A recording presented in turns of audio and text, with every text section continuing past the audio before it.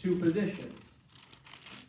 And so this one moved from this position at position 4 to this position at position 2.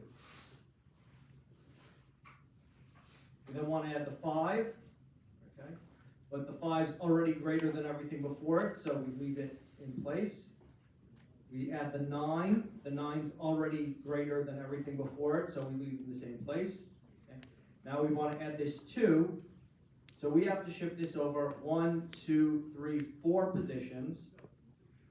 So we have to shift the 3, 4, 5, and 9 over 1 to insert the 2 in this position here.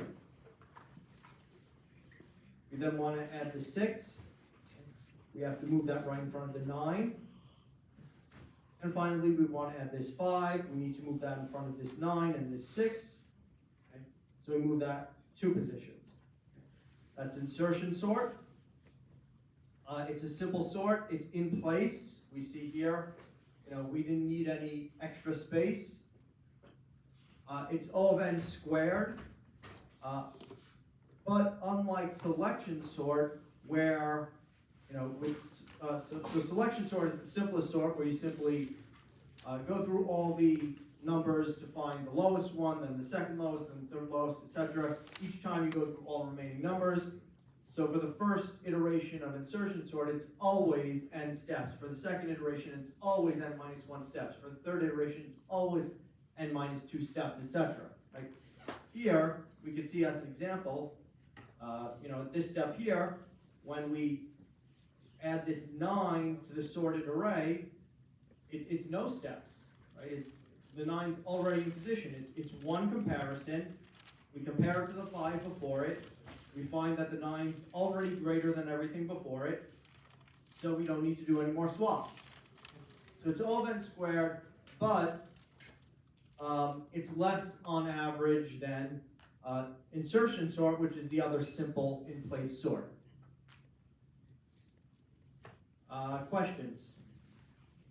I'm sorry, I meant selection sort. It's a little bit faster in practice than selection sort, which is the other in-place sort.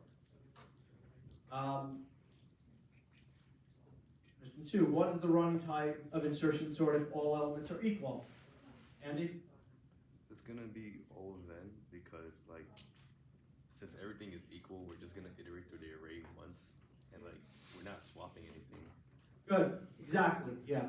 So, for quicksort, we talked about whether to swap elements when they're equal or not. Right? For insertion sort, there's no reason to. So, if everything's already in sorted order, every new element we add, if everything's already in sorted order, or if all elements are equal, then it is already in sorted order. Right? So each new element we add to the sorted list, we see that it is equal to the element before it, therefore we don't have to move it up. Right? We only move it up if it is less than the element before it. Questions about that? Okay, 7.11. Let's look at the full process of heap sort.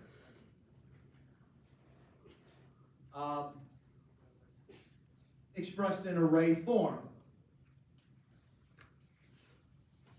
So step 1 is build heap, and let's look at how build heap actually works in an array. Okay, so we're going to build a max heap by percolating down starting at index 6. Index 0 is not being used, so we're starting at index 1. Okay, so it's 1, 2, 3, 4, 5, 6. Okay, so there's index 6. 7, 8, 9, 10, 11, 12. 12 is the last index. So index 6's children can be found at what indices? Where would index 6's children be? Sadi? It would be 12 and 13, but they're not on. Good. It would be 12 and 13, but there's no 13. 12 is the last one. Okay. We're going to build a max heap, right? So the question is, heap sort. Remember, for the in-place heap sort, we start by building a max heap. Andy? For heap sort on a test, you would want us to like do it straight from array representation and not like create trees, because when you do it from tree representation, like this question kind of took me like a long time. Would it just be faster Right. to do it directly from the array? I will probably specify which representation, or give you the representation, give you the first one in the question, right? So like, if, I give you an array, then assume that you're supposed to do it with an array. If I give you a tree, assume you're supposed to do it with a tree. But keep in mind that the array is how it's actually going to be represented in memory. Not to mention in your code, right? If we look at the code in the textbook for heap sort,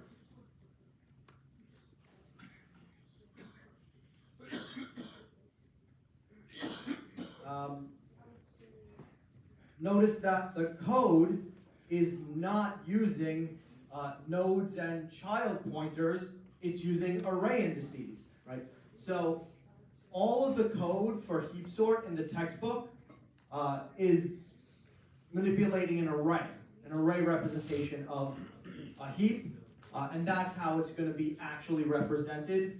There's really no good reason to represent it as a tree, because that's just going to be, like, it's the same thing, but it's going to be less efficient. We only conceptualize heaps as a tree structure.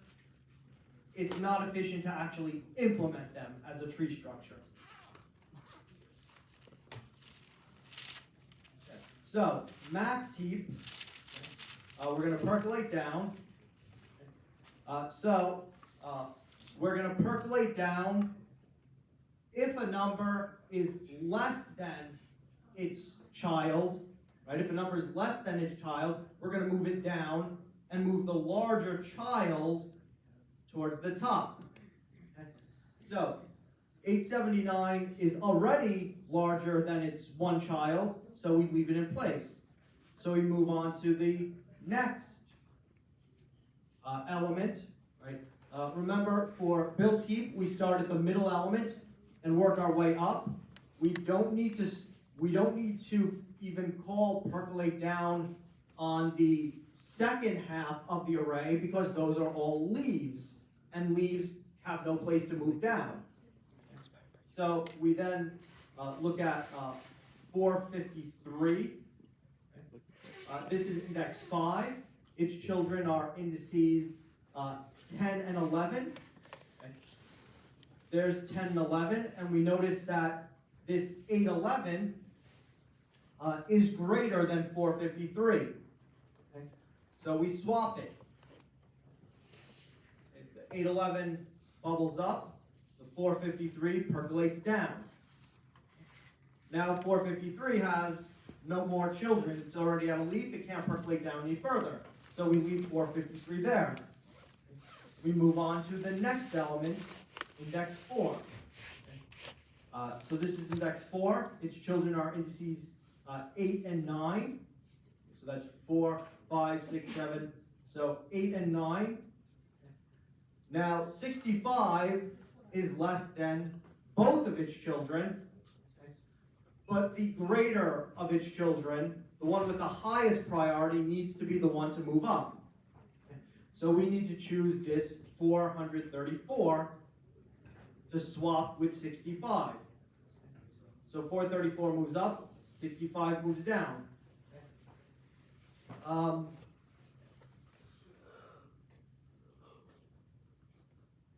Technically, I should have pulled the number we're percolating down out into the first element, then moved the whole, and then moved it back. Which in this case would have actually been more steps, because we're not percolating down very much.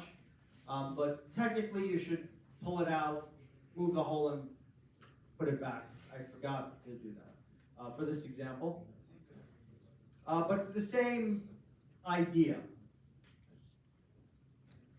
So 434 moves up, 65 moves down. 65 is now at a leaf, so it can't move down further. So we go to 123. 123 is at index 3. So we compare it with 6 and 7. So we compare it with its two children here. 879 is the greatest of the number and its two children. So we move 879 up, we move 123 down. We now compare 123 to its children again, right? Because it's at index 6.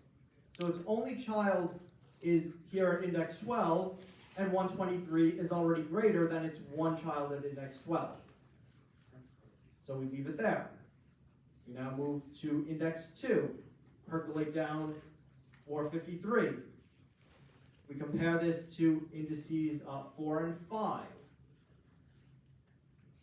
We find that at index 4, 811 is the greatest of the numbers. We move that up, we move 453 down. I'm sorry, 543 down. We again compare it to its two children. It's at index 5. So there are its two children at indices 10 and 11. 543 is already greater than its two children, so we leave it there. And finally, we percolate down 142. 142, its two children here are here at indices 2 and 3. We swap the greater one in. We swap 140. We move 142 down. We compare it to its two children again. That's index 3, so indices 6 and 7, 4, 5, 6, 7. We find that 572 is greater than 142, so we move that up. We move 142 down. 142 is now at a leaf, so it cannot move down anymore. So here is our heap. Notice that one of the larger numbers is actually down near the bottom of the heap, but if we look, this is index 11. Index 5 is in fact greater than it. So it's okay to have this larger number down at the bottom of the heap because its direct ancestors, its parent, and then its grandparent are both greater than it.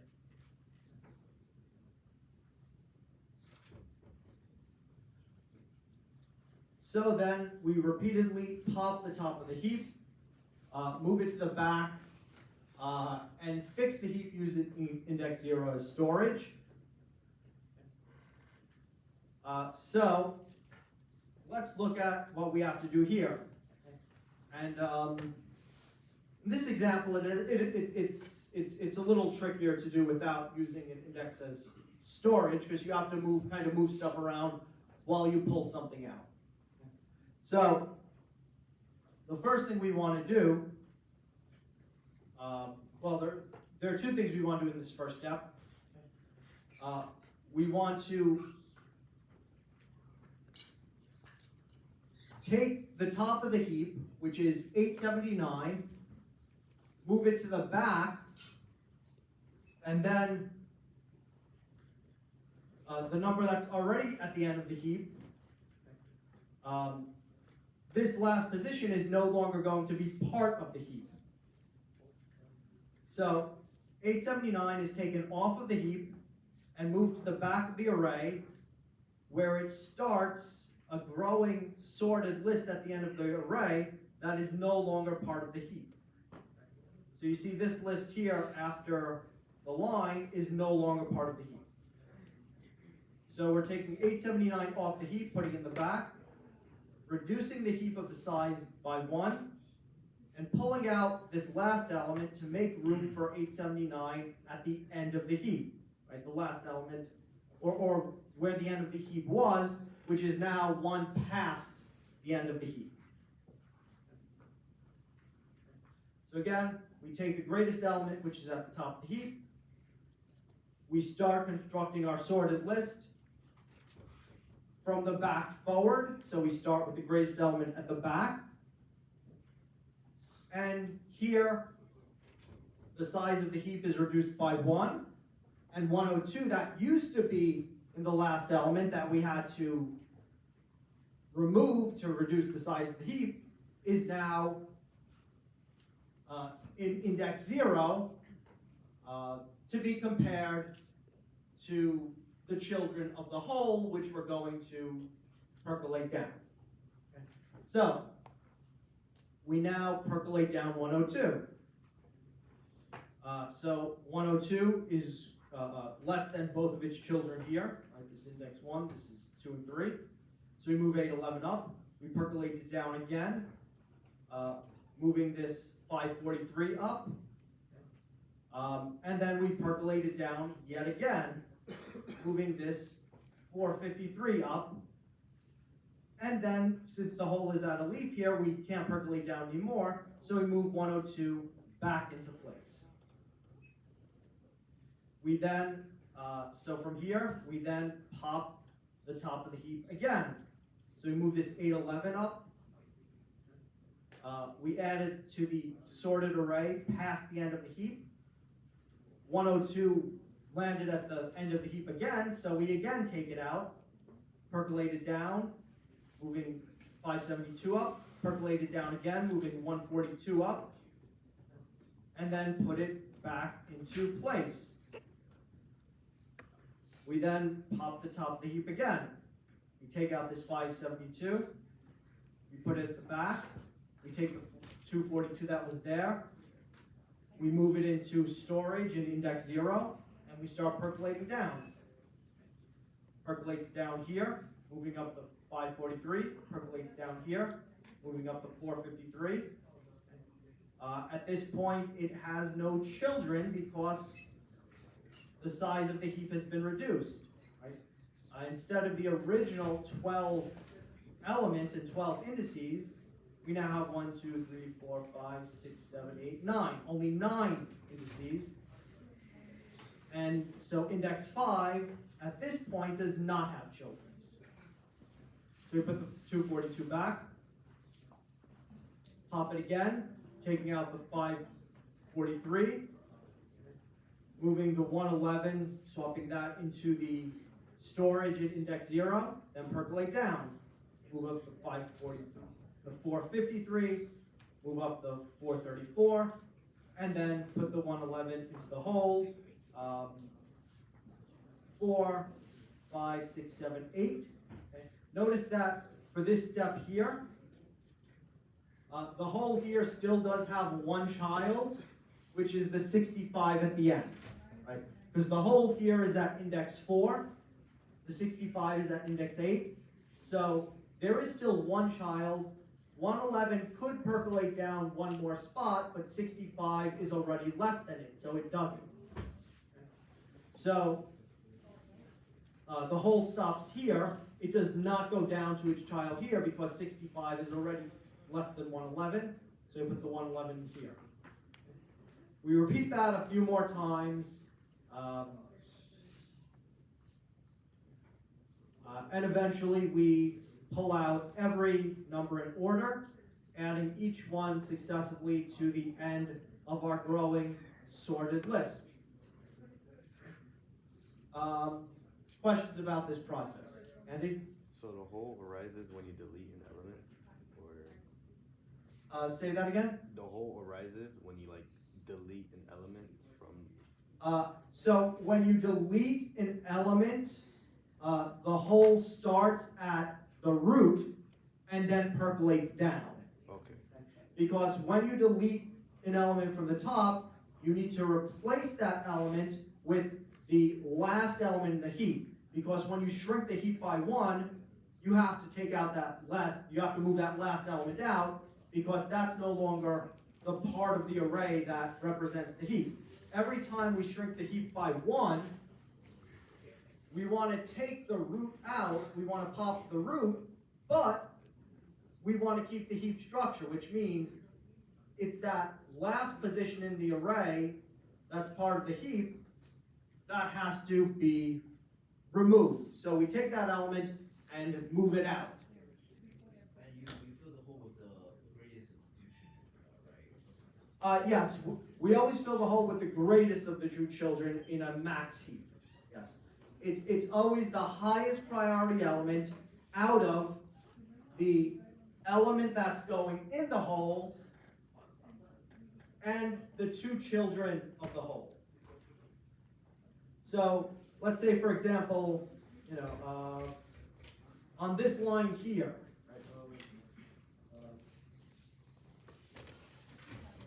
so let's say this line here.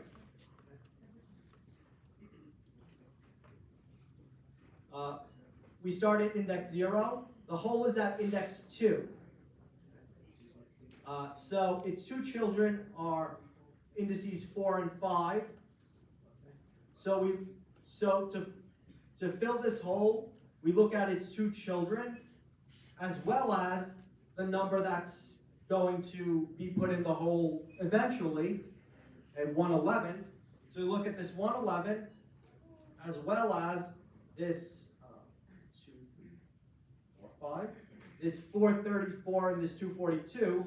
So we look at these two and this 111, and the highest of these three numbers is going to go in the hole.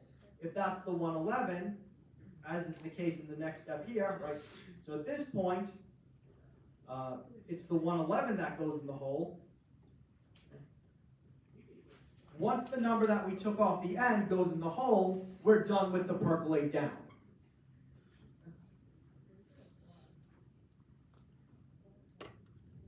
So that's every swap. Questions? Remove the element on the end of the heap or the roots?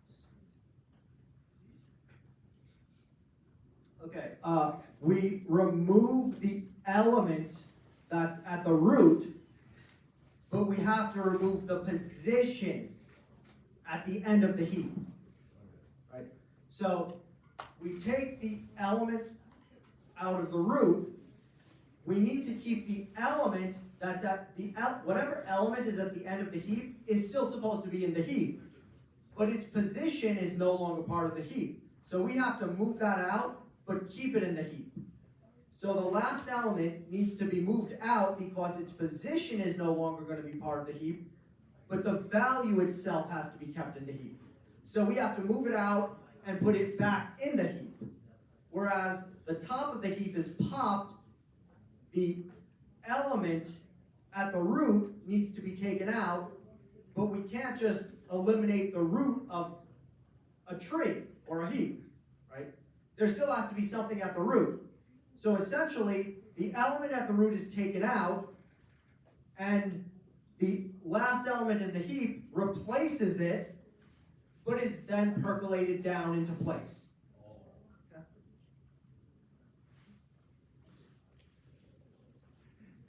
Okay. All right. Any other questions?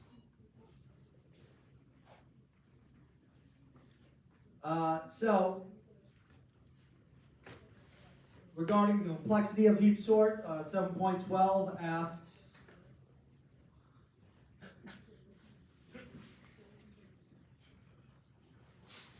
what is the runtime of heap sort for pre-sorted input?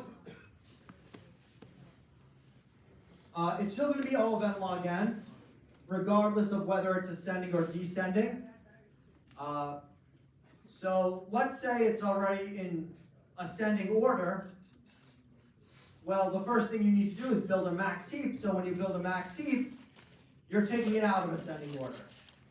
And then you're doing, pulling each element off the heap at log n each. So it's n heap operations, n percolate downs, and fixing the heap at log n each.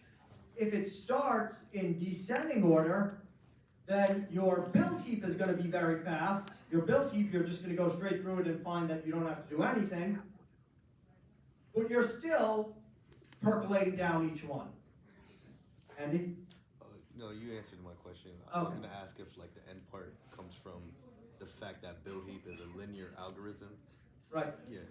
Yeah, so build heap is O of n, but the n log n comes from the fact that after building the heap, you're going to have to pull each element out of the root, replace it with the last element, and percolate down. Okay. Also, something to notice here, almost every time the element ended up percolating down back to a leaf, which makes sense because the element started as a leaf, right? So, the element we pull off of the back of a heap is usually one of the lower priority elements. So it's very likely to percolate down back to a leaf, or one level above, right? So it's likely to percolate down, the depth of the tree most of the time. And percolating down to depth costs log n operation. Log n, yes. Okay, thank you. Because remember, a heap is always structured as a complete binary tree, right? So its depth is always log base 2 of n.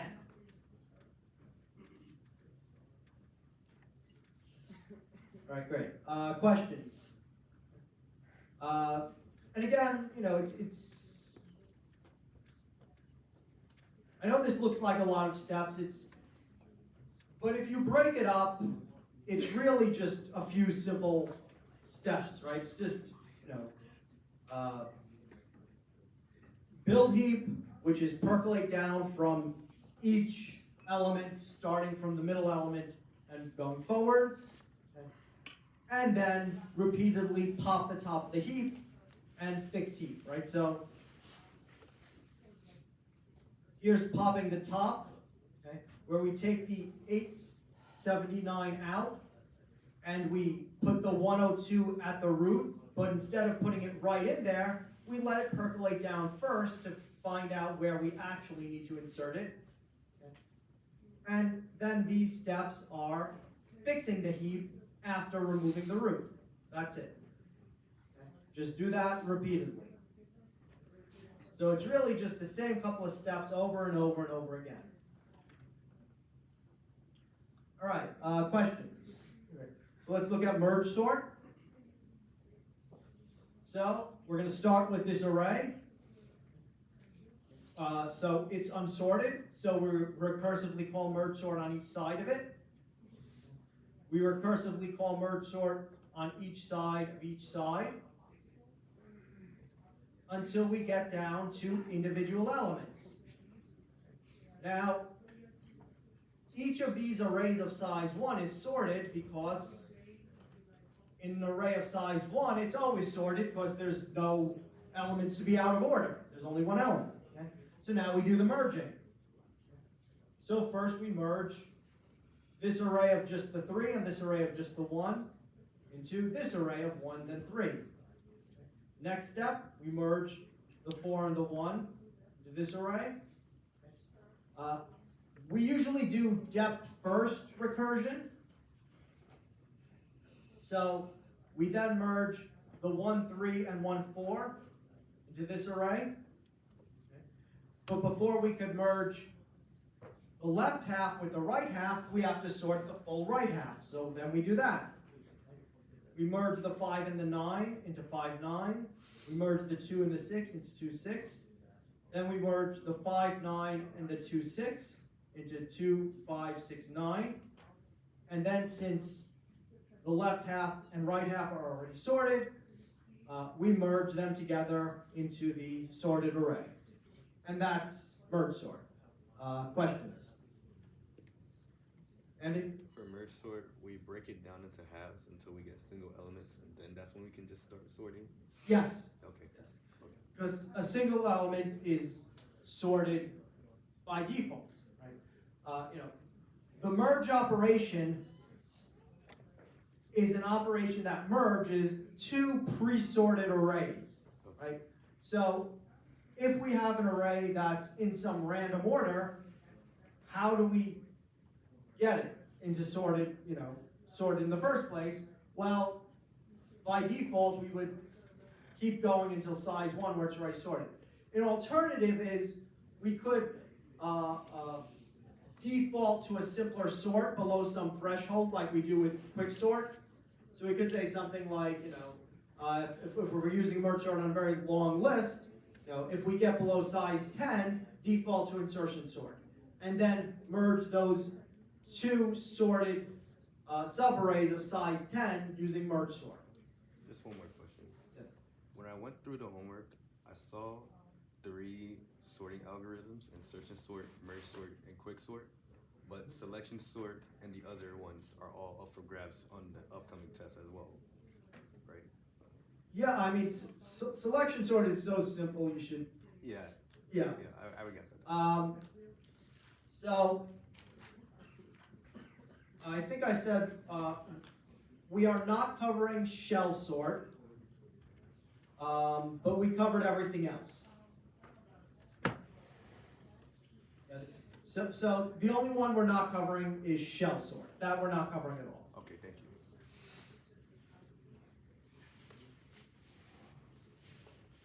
you. So complexity question, merge sort is O and log n for all cases. It always recursively splits and merges. Even if this is already sorted, it still splits and merges. So we're always going through the exact same process, regardless of whether it starts out sorted, reverse sorted, or unsorted. Questions?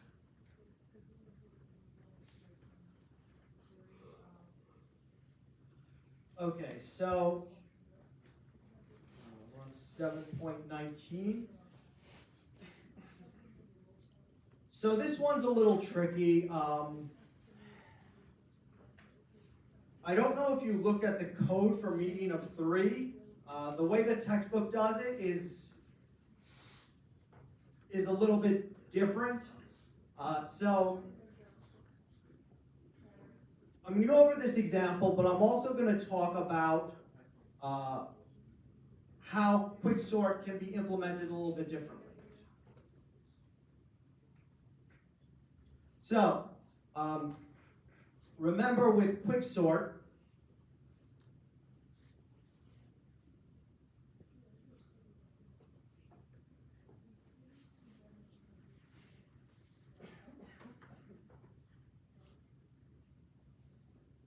there are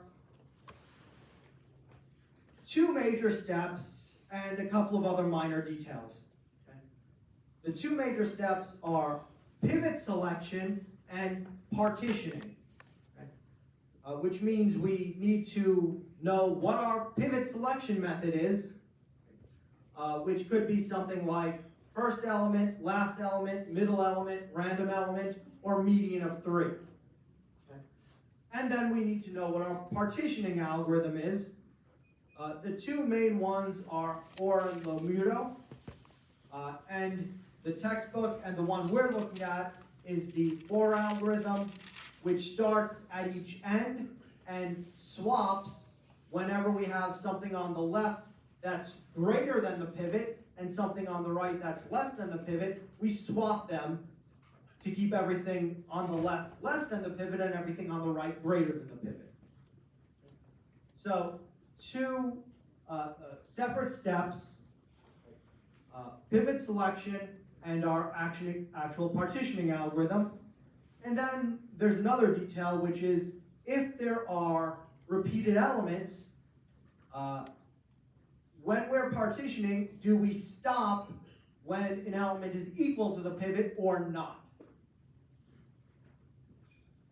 Now, if we look at median of 3 partitioning,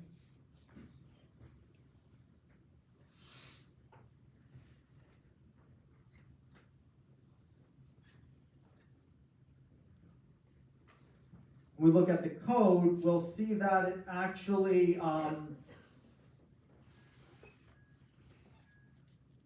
orders the first, middle, and last element so that the middle element is the median and then uses that as the pivot, which makes the algorithm a little bit different than normal. So typically, what we would do,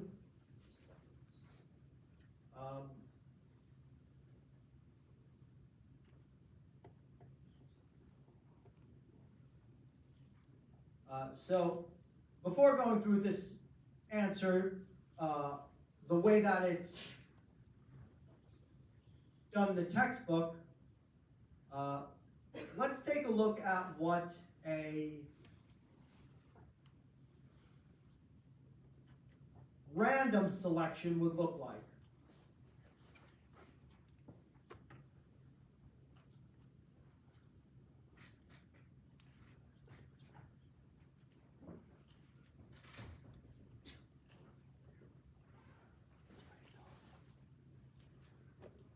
All right, I guess I'm just gonna have to.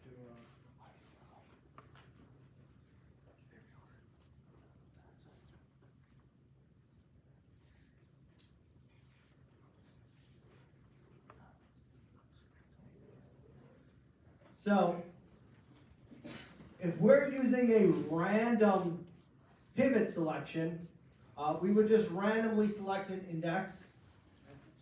Let's say we randomly select this index.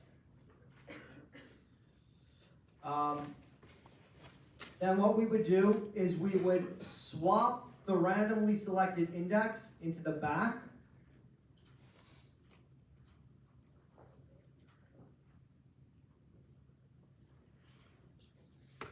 So let's say that we randomly select this index. Okay. So we would swap that into the back to get the pivot out of the way.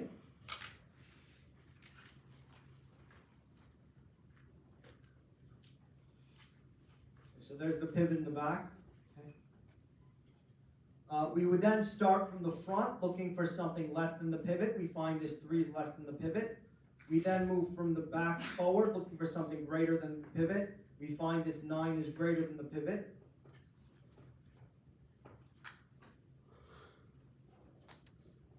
So we then swap the 3 and the 9.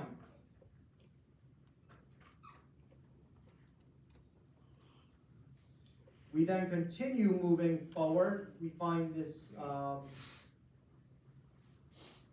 have that backwards. I have that backwards. I have that exactly backwards. I did run the same algorithm. You get the same thing. Just sort in reverse order, yeah. No. Sorry. We're starting from the left looking for something greater than the pivot. We stop at this 9. We start from the right looking for something less than the pivot. We start at this 3. Okay. So we're going to swap this, the 3 at the end, and this 9.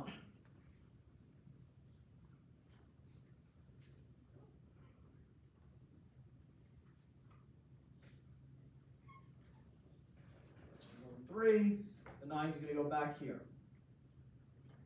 We then continue moving forward from this 3, looking for something greater than the pivot, and we don't reach that until we hit the 9. We move from the left looking for something less than the pivot. We hit the 5 here, but since we've crossed over, it's in order. We then swap the 6 in with the last number greater than the pivot that we swapped, okay, which would be our number coming from the left. So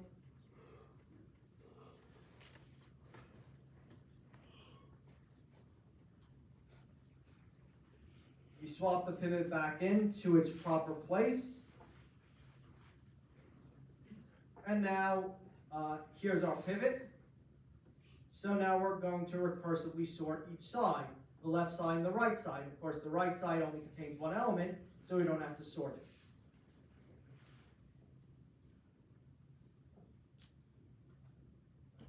Let me give one more example with a bunch of different numbers. Professor, Yes, question? do we use standard sort to sort the left-hand side? No, If we were to implement it? no, we're gonna, so if we use a threshold, then we would use, not standard sort, but insertion sort when it gets below that threshold. Standard sort already has a built-in threshold, and it does insertion sort below that threshold. Right? There's probably not a good reason to default to standard sort. We would usually use standard sort from the beginning because standard sort already starts with quick sort, then defaults, right? If we're manually starting with quick sort and then defaulting, we would probably be writing the whole thing ourselves. So let's just start with another arbitrary example. with random pivot selection.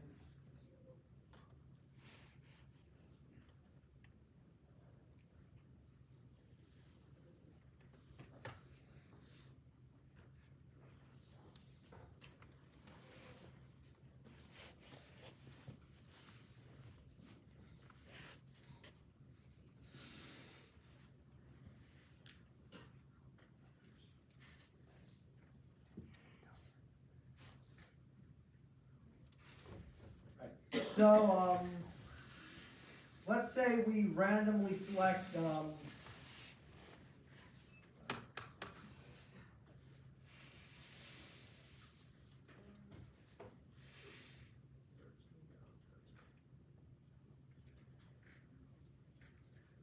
let's say we randomly select index 2, right? So we randomly select the 9 as the pivot.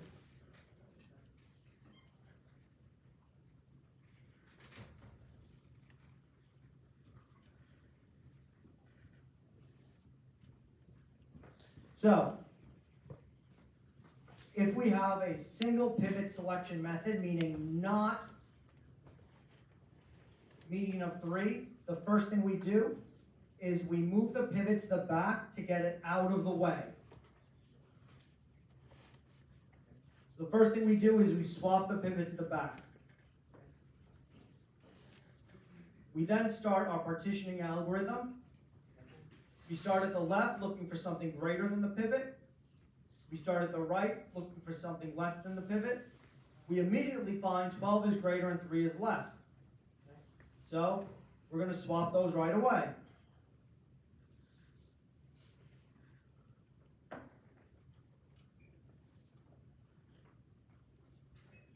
So we just swap this 3 and this 12.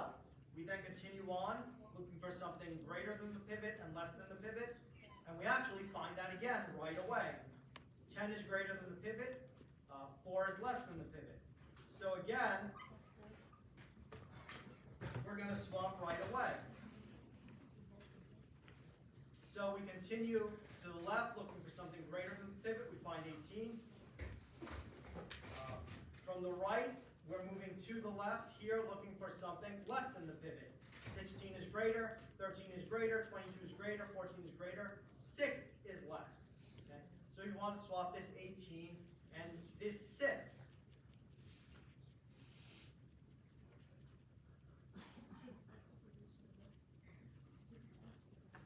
From this 6, we continue moving to the right looking for something greater than the pivot. We stop at this 18. From this 18, we're moving to the left looking for something less than the pivot. We stop at this 2, but because our pointer that started from the left has crossed over the pointer starting from the right, we're done. And the pointer coming from the left, which usually is denoted by I, is going to be pointing at this 18, so we're going to swap the 9 in right there.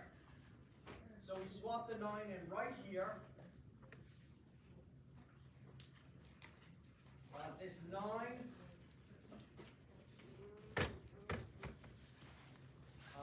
is now in its proper place, and the rest of the array is partitioned around it. We would then recursively quicksort the left side and the right side.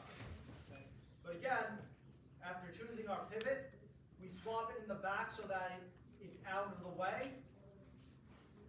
And we then start from the beginning with the pointer moving from the left to the right, and the second to last element moving from the right to the left. Okay? Looking for elements to swap. We first swap this 3 and this 12 because the 3, we first swap this 12 and this 3 because the 12 should be on the right and the 3 should be on the left. We then swap this 10 and the 4 because the 10 should be on, the 10 should be on the right and the 4 should be on the left. And we then swap this 18 and the 6 because the 18 should be on the right and the 6 should be on the left. We did not, we passed over these numbers here, this 14, 22, 13, and 16, because we were coming from the right, and these are already greater than 9. Okay. At the end, we move 9 into its sorted place. Keep in mind, we have to move it out first because the place where we put it back in is not necessarily where it started. Right? We can't leave the pivot there and just partition around it. We have to move it out.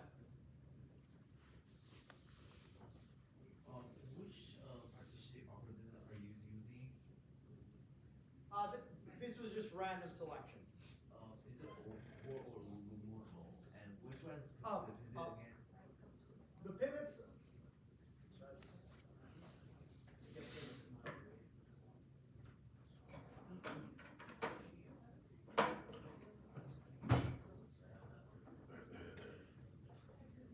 So in this example, the pivot selection was just random because I just wanted to select one pivot. We're going to see median of 3, and that's going to make things a little bit more complicated the way the textbook does it.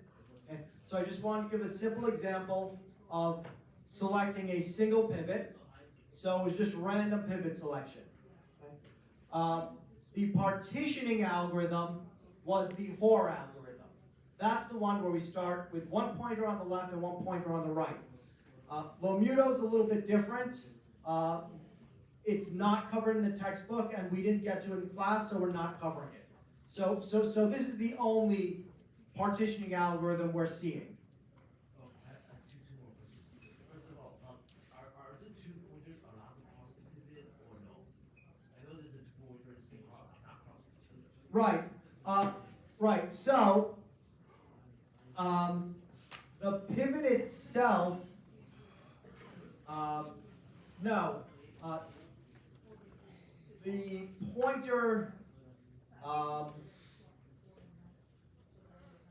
The pointer, coming from the left should not. No, actually, yes, it can reach the pivot itself. If everything is less than the pivot, the pointer coming from the left will reach the pivot itself, at which point the pivot will just swap with itself and just stay in the same position. So yes, the pointer coming from the left can reach the pivot itself, but it cannot go past the pivot, assuming you're using an algorithm where the pointer stops at an equal element. Reynold? The ideal way to keep track of points is an iterator. Yes. 2 separate iterators. Yes, and I believe in the textbook, I think that's how they do it, although I'm not sure. Let me take a look.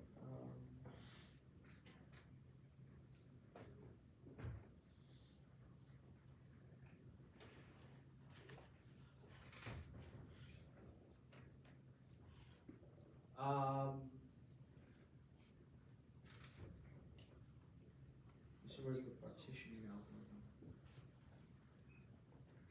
3.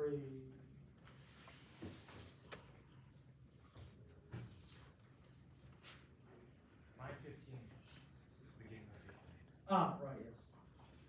Yeah, so they actually don't use iterators in this code. It's also not great code.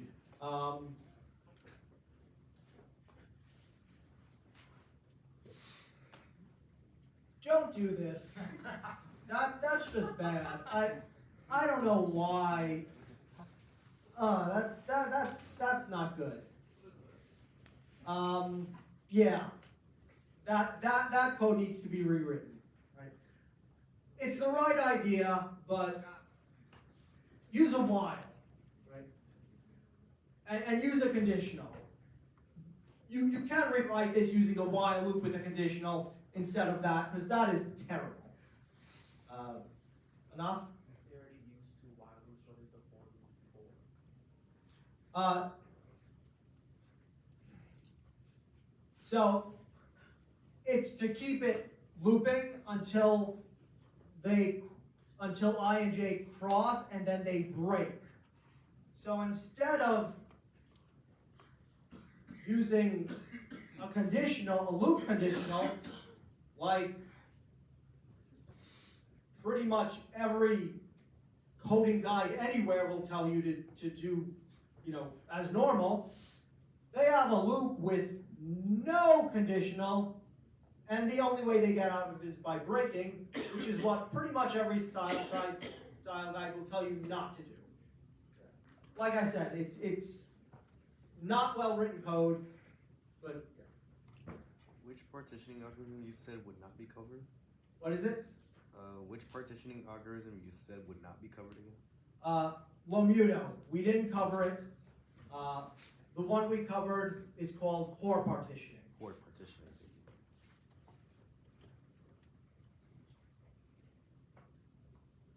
All right, so that's the basic idea of it.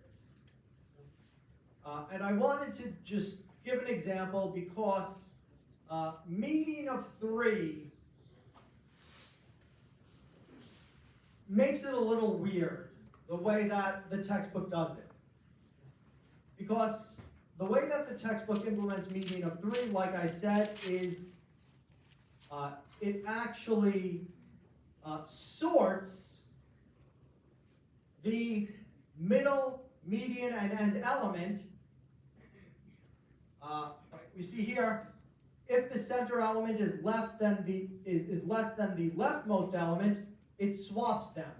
Then if the rightmost element is less than the leftmost element, it swaps them.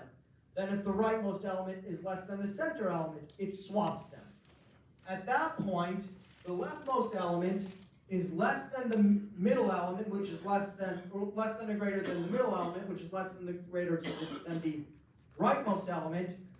So we know that it's the middle element that we're going to be using as the pivot. It then swaps it not to the very end, but to one before the very end. The reason being that we already sorted the first element, the last element, and the middle element, so we actually know that the first element is already on the correct side of the pivot, it's already on the last element is already on the right.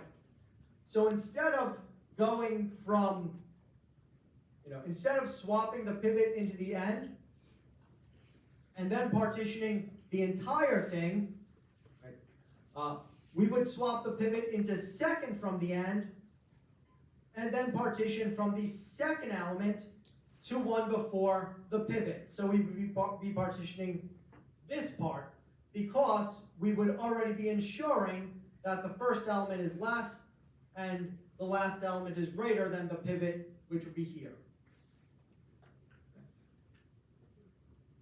So let's take a look at what that actually looks like.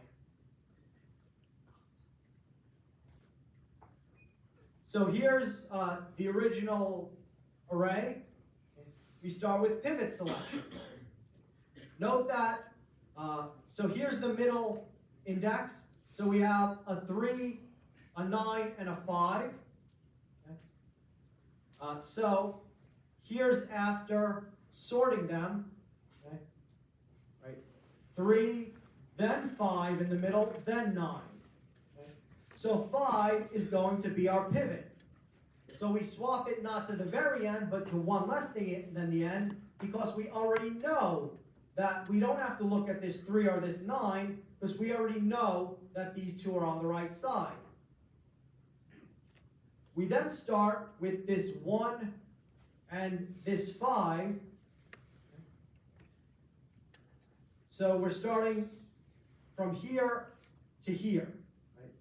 So just in there, because again, 5 is the bolded 5, second to the right is our pivot.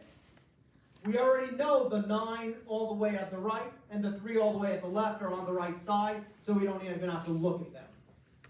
So we now start from the left looking for something greater than the pivot, greater than or equal to, and we stop at this 5 here. We move from the right looking for something less than or equal to. We stop at this 5 here. We then swap this 5 and this 5, doing absolutely nothing. But technically, that's what the algorithm would do. So in this step, we're actually swapping this 5 and this 5. We then continue on here looking for something that's 5 or greater, and we reach this 6. We move to the left looking for something that's 5 or less, and we reach this 2. Because at this point, the pointer coming from the left has passed the pointer coming from the right, okay, we're done, and we swap the 5 back in. So we swap the pivot back in with this 6, which the pointer coming from the left points to. So we're done partitioning around this 5. Everything to the left is less than or equal to 5. Everything to the right is greater than or equal to 5. I'm then going to recursively quicksort the left portion. So, pivot selection. First, last, and median. So we have 3, 1, 2. We first swap this 1 and 3.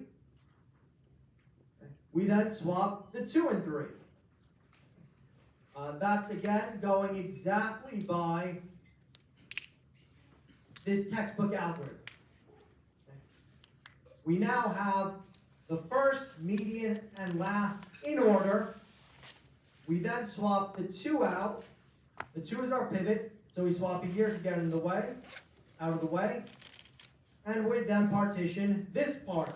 Again, we already know the 1 on the left and the 3 on the right are on the correct side, so we only have to look in the middle of that. So we start from the left, looking for something greater than 2. We find it here, the 4. We start from the right, looking for something less than 2. 5 is not less than 2, 3 is not less than 2, 4 is not less than 2. We get all the way to the 1, which means that our indices have crossed without swapping anything. Which means that this subarray is already partitioned around 2. Right? The 1 is to the left, and the 4, 3, 5 is to the right. Okay? So we swap 2 into its proper place. Okay? So we now have everything to the left is already partitioned. Okay? So this is the cutoff. We sort it. We're done. Okay? We then recursively sort this middle part.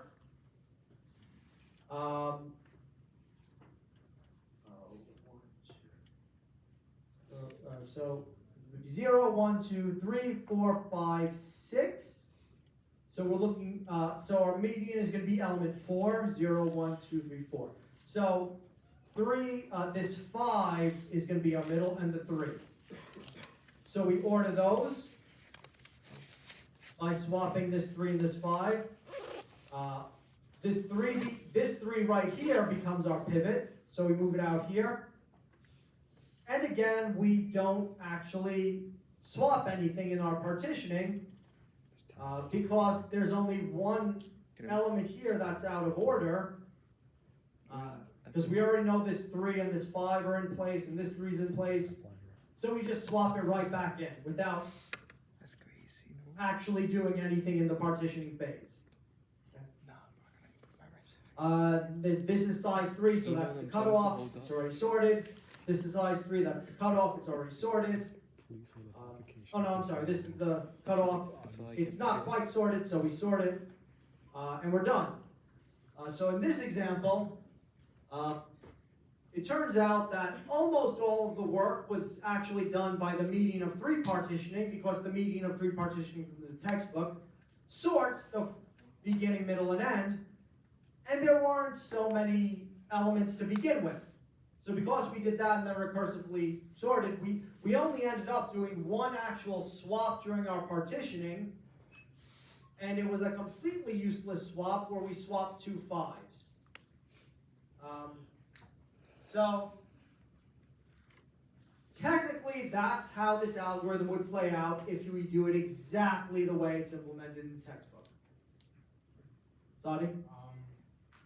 What are like the advantages of having both sides have to the pivots available instead of putting all the equal values on like one side? Good question.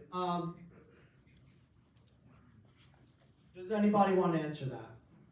Does anybody remember why it's generally recommended to stop our partitioning when we hit an equal element and swap equal elements? Is it because if the whole array has all the same element, then you're gonna end up with like both Yes. binaries on one side? So here's the issue, right? If there are a lot of repeated elements, right? Let's take that to the extreme case. Every element's the same. Okay? If we only move off one side, then we're always going to end up swapping the pivot back into the first element or last element. Right? Technically, and if we stop at neither side, also, technically, pointer I starts from the left, moves to the right, until it hits something greater than the pivot. So it's going to move all the way to the right. Pointer J starts at the right, moves to the left, so it's going to move all the way to the beginning. Which also means we have to check to make sure we don't go before the beginning or after the end. Okay? But more than that, we always swap the pivot back in with pointer I. Right? Because remember, the pivot's at the end, so we need to swap it in with something greater than or equal to it, which is pointer I. So pointer I is always going to go all the way to the right side, which means we're always going to partition as unequally as possible. Also, when we stop at elements that are equal to the pivot, we don't need to do bounds checking because the values themselves serve as what are known as sentinels. Right? On the right side, we know that the rightmost element is the partition itself. So I is always going to stop there. And when I stops there, it will always be past J. So we never have to check that we go past the end of the array. Starting from the left, we can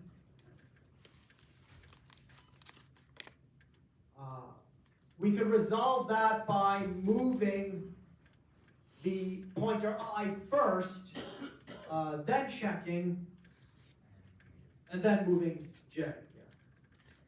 So, yeah, there's or something like that. There's a way to make sure that there's a sentinel value on the left as long as you stop at equal values as well. Another question is, when choosing the pivot, why do you put it next to the last element, like to put it to the side? Why sort one side? Okay, so let me just reiterate this once more. The reason that we put the element second to last instead of last is only because we're using median of 3.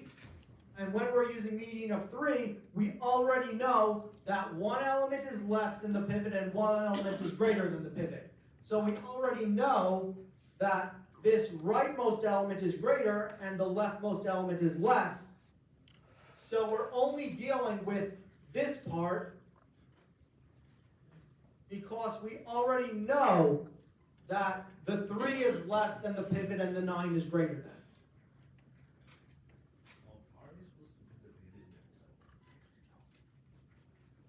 pivot? You can't do that because we don't know where the pivot is going to end up. Right? We have to move it out, pivot around it, and then move it back in because we don't know that it's going to end up exactly in the middle. And after you move it to the next to the last one, after you're done doing the last part, where do you put the pivot? We move it back, we swap it back in with the pointer I, which is the pointer that starts at the left and moves to the right until it hits something greater than the pivot and crosses J. Okay, so I had hoped to get through more than this. Alright, so let's try to get through the last few questions there are only a few more, okay, great. So let's move on to question, 1.20. Using quicksort implementation in this chapter, determine the running time of quicksort for. So, for sorted input, since we're using median of 3 partitioning, for sorted input, it's always gonna choose the median as the exact middle element as the median. So for sorted input, using median of 3, it's gonna be n log n. And in fact, it's gonna be exactly n log n, right? So it's always gonna split exactly evenly each time. For reverse sorted input, same thing. It's always gonna split exactly evenly each time, because the middle element is exactly the median. For random input, expected n log n, right? N log n average case, n squared worst case, if we happen to repeatedly choose bad pivots, which is unlikely using median of 3. What if, instead of median of 3, we chose the first element? Then sorted and reverse sorted input would be all of n squared, because we would keep choosing the worst possible pivot. Random input would still be O of n log n average, n squared worst case. What if we use the larger of the first 2 distinct elements? Same thing. Sorted, we would get the second worst pivot each time. Reverse sorted, we would get the worst, but then after we pivoted around it, we would get the second worst. Yeah, so worst the first time, then second worst after that. And using the larger of the first 2 distinct elements, using random input, it would still be n log n expected, but we would usually choose a moderately bad pivot, because we would always be choosing like kind of more to the right.